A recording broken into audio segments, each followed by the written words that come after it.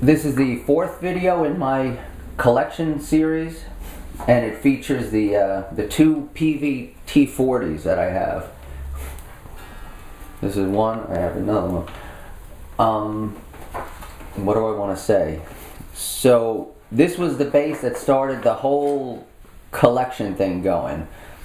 I think I got it in 2015, and at that point I was kind of pleased where my playing was, and I was pleased with how the channel was going, and I just maybe doing a little self-reflection, and I thought it would be cool to buy the bass that I had when I was first beginning to get a grasp on playing the bass.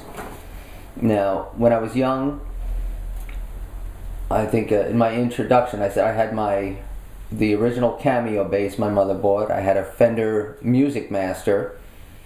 Then I got a Rickenbacker that I had for a short time, and then a Fender Precision.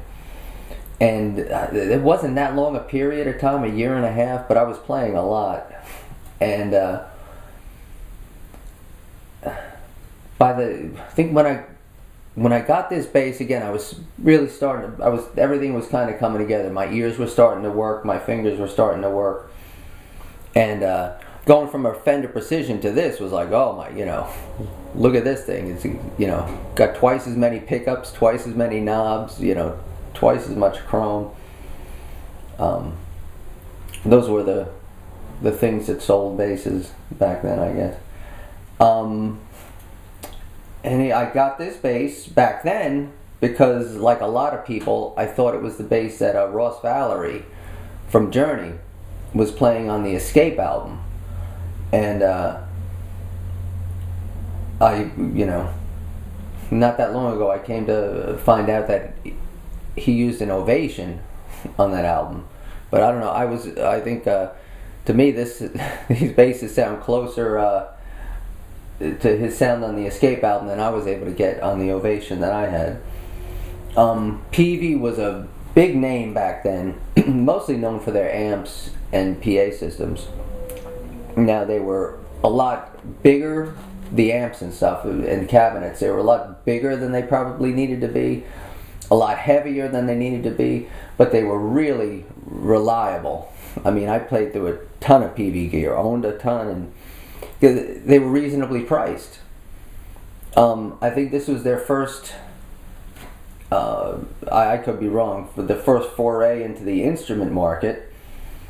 And they were made in the U.S., which was a big deal at the time, in the very late 70s, early 80s.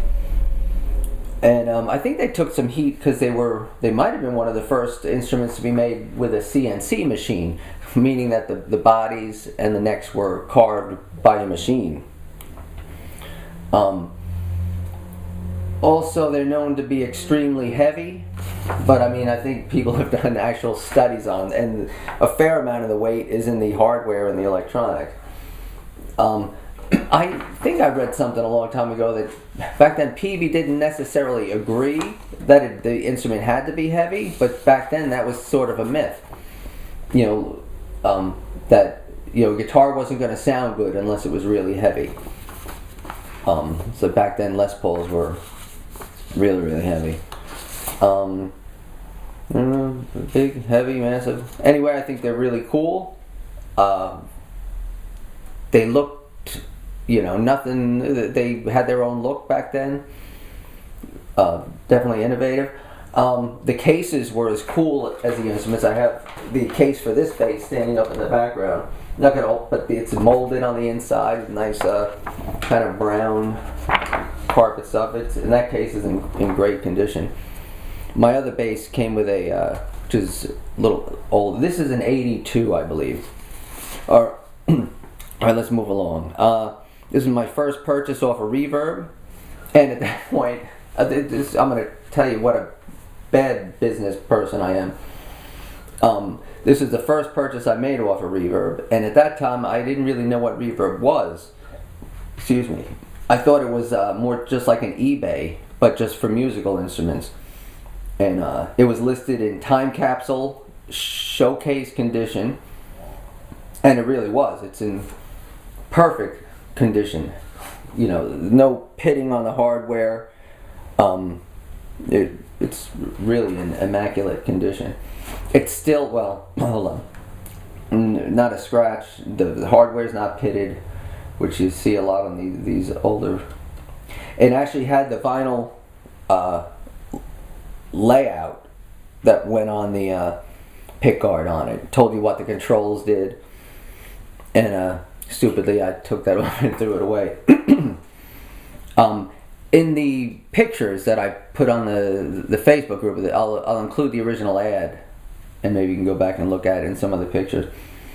Anyway, the seller was asking, this is back in 2015, where these things were going for, I don't know, $400 or $500 on the high side. This seller was asking $1,000. And now I thought it was definitely worth more than the average base on the used market, but not $1,000. So again, I don't really like lowball offers. I don't like getting them. I don't like giving them. So there was a make an offer button there. So I think I offered like $700. $750, which was again more than the going rate, but less than they were asking. And the next day I received a counter offer, and I forget what it was. I tried looking it up, but it's not, the information's not there anymore.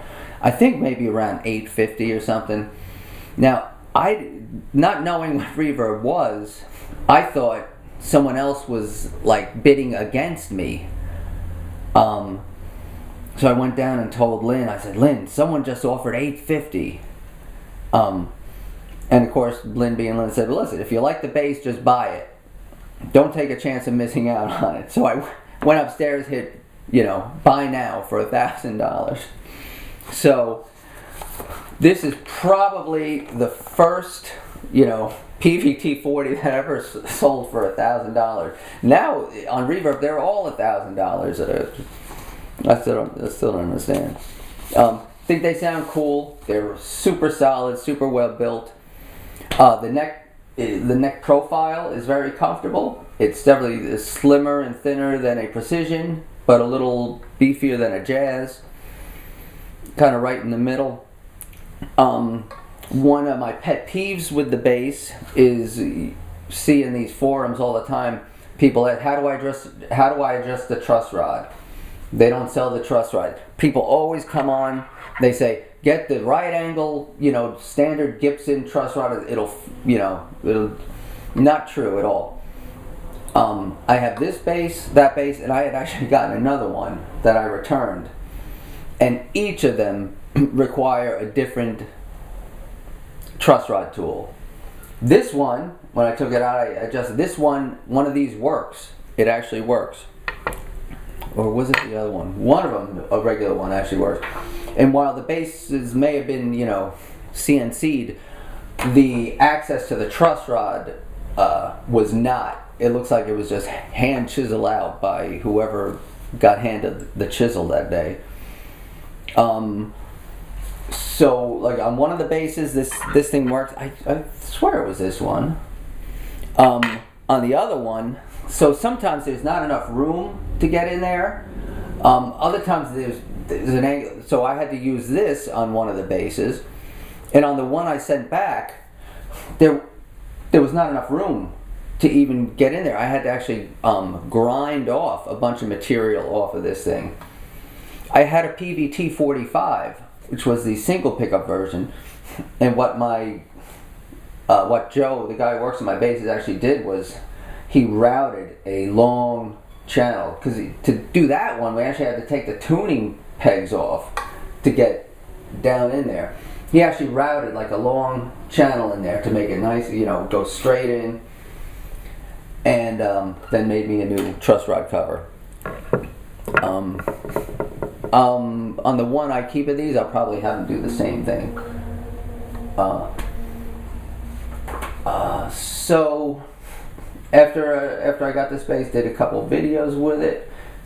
I said, well, you know, my original bass was actually one of the original ash body basses.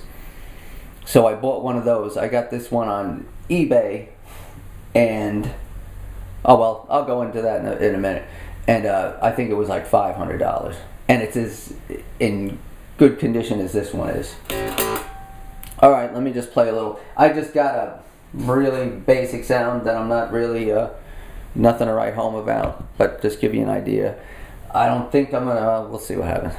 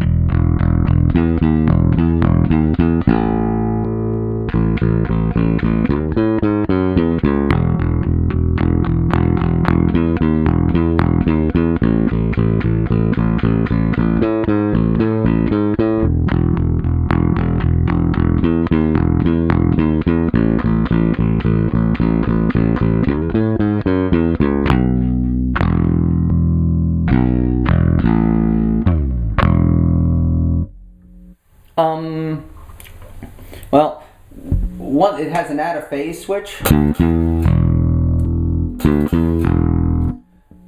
it has this, well, watch another video, someone can explain the electronics a little better than I could, but they got some really cool stuff going on, where it's, if everything is full up, you've got, geez, I shouldn't even get into this, it's a single coil, like that coil, and I think the back one works. Now, I'll just put it on the bridge pickup. So this volume is all the way up, and this tone is all the way up. So it's basically just one coil working. If you back the tone off, it actually activates the second coil.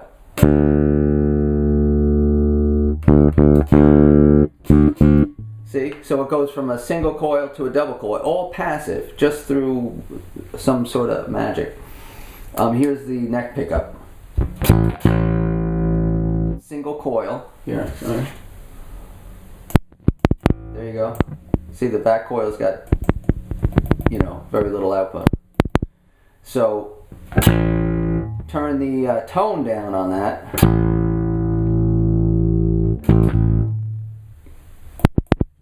It activates the second coil and beefs the sound up. So you could get quite a wide variety of tones. Not that that's my thing. All right, let me grab the other bass.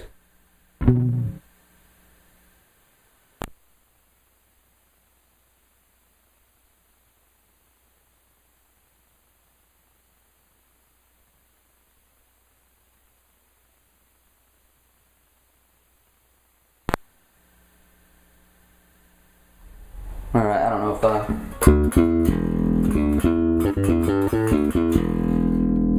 sounds like the output on this one's a little lower. Yeah, way lower.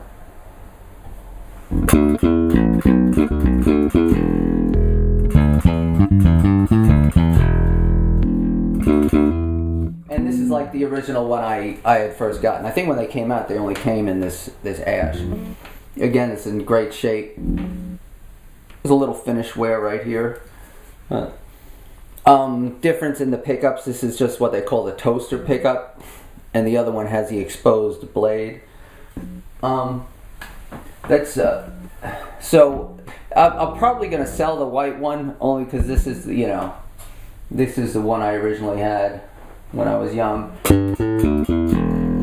They both sound cool. This is a little kind of open, more open sounding and stringy.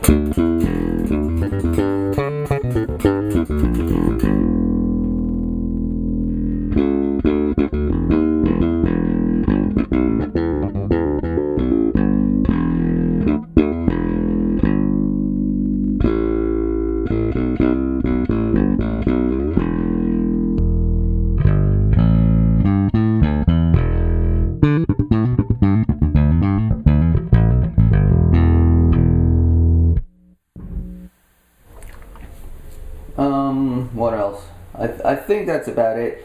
I was real happy with the way this one sounded on a couple of the Who songs I did with it. Well, I know I did at least one. Anyway, I think that's about it, and I'll see you on the next one.